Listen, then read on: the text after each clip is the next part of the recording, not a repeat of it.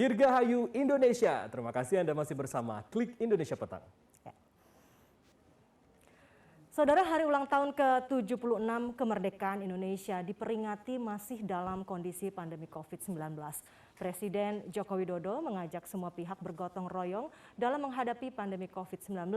Sesuai tema tahun ini, Kepala Negara mengungkapkan Indonesia tangguh, Indonesia tumbuh bisa tercapai dengan bahu-membahu, saling bergandeng tangan dan juga bergotong royong dalam satu tujuan.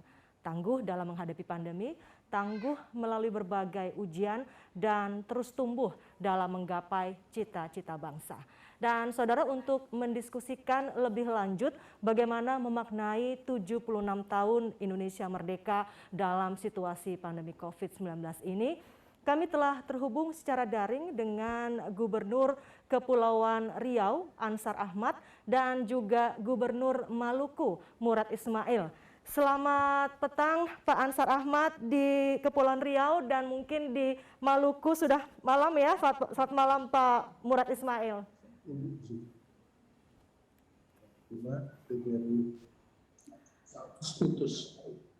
Baik, saya ulangi. Selamat petang Pak Ansar Ahmad dan juga selamat malam Pak Murad Ismail. Selamat petang. Selamat malam di Ambon. Ya, di Ambon sudah malam ya. Jam 9:30. Baik, ya. Sekali lagi terima kasih atas kesempatannya dan waktunya. Dirgahayu Indonesia, Bapak-bapak. Ya, Dirgahayu Republik Indonesia. Merdeka. Baik. Merdeka. Ya, baik Pak Gubernur Kepri dan juga Pak Gubernur Maluku. Ini adalah tahun kedua kita memperingati kemerdekaan Indonesia atau hari ulang tahun kemerdekaan Indonesia di tengah pandemi COVID-19.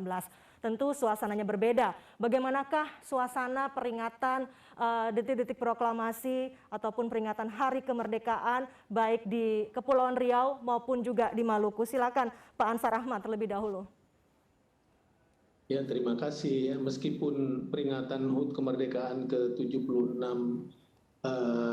di Kepri ini masih suasana pandemi COVID, maka namun peringatan tetap kita laksanakan dengan penuh semangat dan lebih banyak kita gunakan untuk menyapa masyarakat, memberikan semangat, mendorong masyarakat tetap bersemangat, baik melalui media-media elektronik, media cetak, agar masyarakat memiliki semangat yang lebih kuat, lebih tangguh untuk mengimplementasikan tema HUT Proklamasi Kemerdekaan ke-76 Indonesia Tangguh, Indonesia Tumbuh.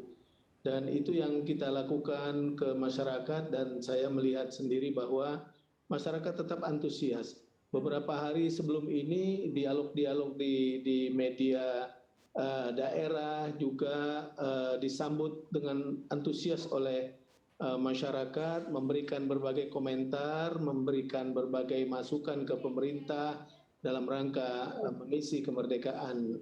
Baik, artinya masyarakat HUT kemerdekaan kali ini. Iya, tetap antusias dan juga Ya, semangat Mbak. ya Pak ya.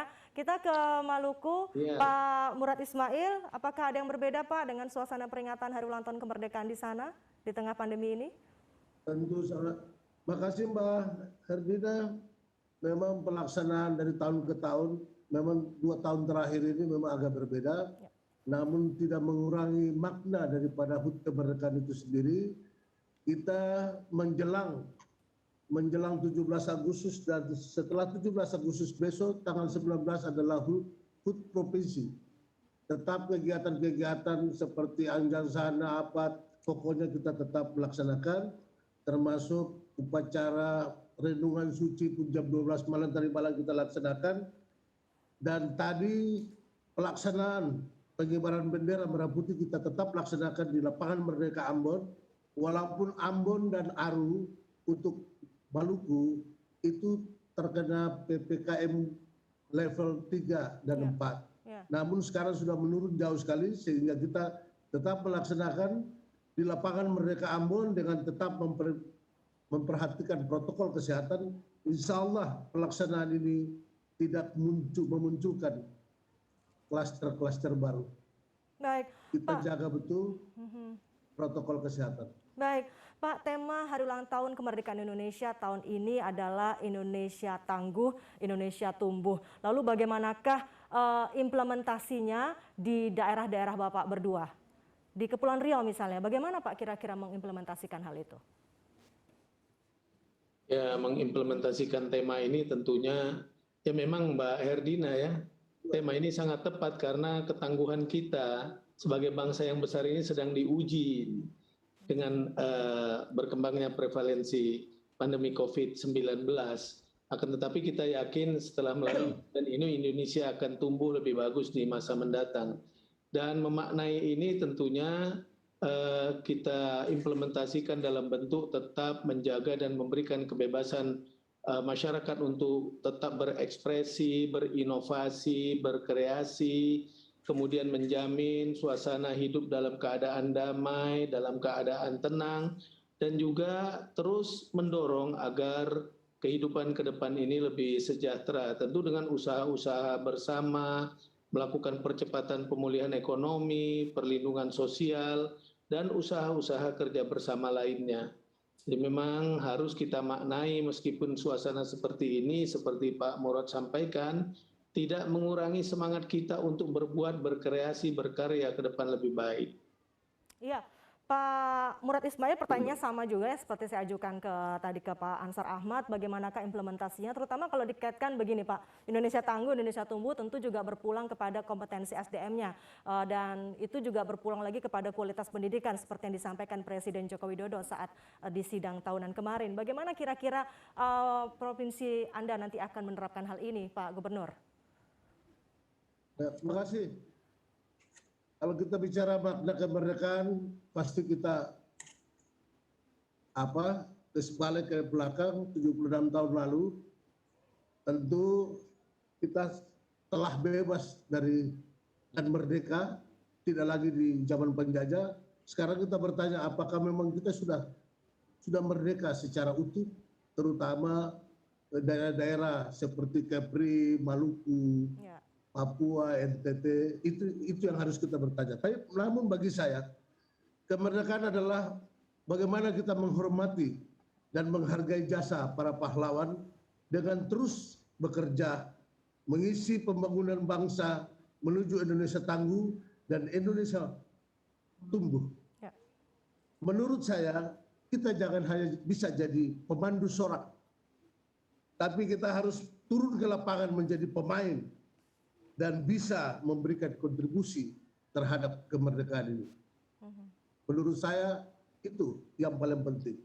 Yang kedua, dalam kondisi pandemi COVID-19, makna kemerdekaan adalah membangun optimisme bangsa dengan semangat pantang menyerah melalui tindakan nyata agar kita terbebas dari pandemik ini. Orang yang paling, menurut saya, orang yang paling menyesal di dunia ini adalah apabila dia punya kekuasaan dan dia punya kesempatan, tapi dia tidak melakukan apa-apa. Mbak Dina, saya rasa itu yang paling penting. Baik. Iya, baik Bapak-Bapak, salah satu yang disampaikan juga oleh Presiden Joko Widodo di momen hari ulang tahun kemerdekaan Indonesia ini adalah mengingatkan kembali semua pihak untuk bergotong royong sama-sama menghadapi pandemi COVID-19, diantaranya untuk upaya percepatan vaksinasi. Lalu upaya apa saja yang sudah dilakukan di wilayah Kepulauan Riau dan juga di wilayah Maluku, terutama dalam atau terkait dengan percepatan vaksinasi ini, Pak Ansar Ahmad? Terima kasih. Memang kerja menangani pandemi COVID-19 ini adalah kerja kolektif kita bersama, maka kami bisa mencapai capaian vaksinasi hari ini lebih dari 71% di seluruh wilayah Kepri, mencapai 26,13%. Kemudian untuk anak-anak umur 12 sampai 17 tahun, kita sudah mencapai hampir 40% untuk dosis pertama. Nah, ini juga menjadi salah satu alasan kenapa di Kepri pandemi COVID ini yang terkonfirmasi positif harian, baik kasus aktif yang diakumulasi juga terus mengalami penurunan sampai dengan angka 40, 50 sampai 60% per hari. Ini dikarenakan salah satunya adalah capaian vaksinasi yang tinggi di Kepri. Ya mudah-mudahan kami targetkan di awal Oktober kita sudah bisa menyelesaikan kewajiban kita memvaksinasi 70% dari seluruh jumlah penduduk di Kepri yang berumur 18 tahun ke atas dan seluruh masyarakat anak-anak kita yang berumur 12 sampai dengan 17 tahun. Ya. Mungkin itu Mbak Dina. Program Terima vaksinasi kasih. di Kepulauan Riau sudah berjalan lebih dari 71% ya Pak ya. Bagaimana dengan di Maluku, Pak Murad Ismail, sejauh ini bagaimanakah capaian dari program vaksinasi COVID-19 di sana? Untuk diketahui Pak Mbak ya, memang kita sama saja dengan semua provinsi lain. Tapi di Maluku, kita tahu sendiri bahwa data perkembangan COVID di Maluku itu dimulai terhitung pada tanggal 22 Maret 2020 sampai dengan tanggal 17 Agustus 2021. Jumlah kasus terkonfirmasi di Maluku itu sebanyak 14.189 orang dengan rincian. Dalam perawatan itu masih 2.415 orang, sembuh itu 11.521 orang, meninggal dunia hanya 249 orang. Peningkatan kasus harian rata-rata bulan Juni itu yaitu 209 kasus. Di bulan Agustus turun menjadi 3 sampai 5 kasus pada bulan Agustus ini. Itu kita bersyukur sekali bahwa angka kesembuhan di Maluku itu mencapai 74,4% dari 60% angka kesembuhan. Sedangkan angka kematian turun dari 6% menjadi 1,3%. Oke. Pelaksanaan vaksinasi COVID-19 di Maluku sampai dengan tanggal 16 Agustus kemarin 2021 telah tervaksin 348.469 orang atau baru 24% dari target Baik. 1.417.000. Iya. Baik Pak Murad Ismail, artinya upayanya masih tetap terus dikejar ya Pak ya, dan tentu perlu sinergi bersama dan upaya bersama kita semua agar kita bisa segera terbebas dari pandemi COVID-19 dan tentu saja tangguh dalam menghadapi pandemi, juga tangguh melalui berbagai ujian termasuk juga tangguh dalam melalui pandemi COVID-19 ini. Sekali lagi terima kasih Pak Ansar Ahmad, Gubernur Kepulauan Riau, dan juga Bapak Murad Ismail, Gubernur Maluku. Terima kasih atas waktunya dan berkenan berbincang bersama kami. Sehat selalu Bapak-Bapak, sekali lagi Indonesia Merdeka, Dirgahayu. Selamat petang, selamat malam. Amin. Terima kasih Mbak Herdina, Merdeka. Terima kasih Mbak Herlina, Merdeka. Kita ke informasi selanjutnya.